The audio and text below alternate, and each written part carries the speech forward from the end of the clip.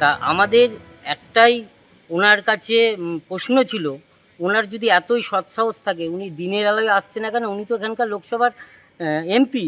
উনি আসুক, দিনের জনসমক্ষে আসুক, মানুষের যদি কাজ করে থাকে, মানুষ যদি ওনাকে জিতিয়ে আনে, তাহলে ওনার ভয়টা কোথায়?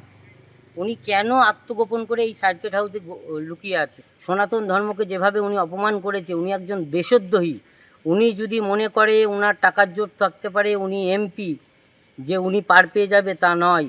দেশের আইন আদালত আছে, আমরা গণতান্ত্রিক অধিকার মেনেই সব কিছু করব। ওনার বিরুদ্ধে যা ব্যবস্থা নেওয়ার জনসাধারণ নেবে, এবং মানুষ আমাদের পাশে আছে। আজকে এখানে জমায়েত হয়েছিল, শুধু বিজেপি কর্মী হয়নি, এখানে সাধারণ মানুষও জমায়েত হয়েছিল যখন শুনেছে সার্কিট হাউসে মহামিত্র এসেছেন। তৃণমূল সাংসদ মহুয়া মৈত্রকে go back slogan, Krishnanagar circuit হাউসের সামনে বিক্ষোভ বিজেপির। আর এই ঘটনা প্রসঙ্গে রাজ্যের মন্ত্রী দিলীপ ঘোষ তিনি বলছেন যে এর আগে আমরাও জয় বাংলা স্লোগান শুনেছি।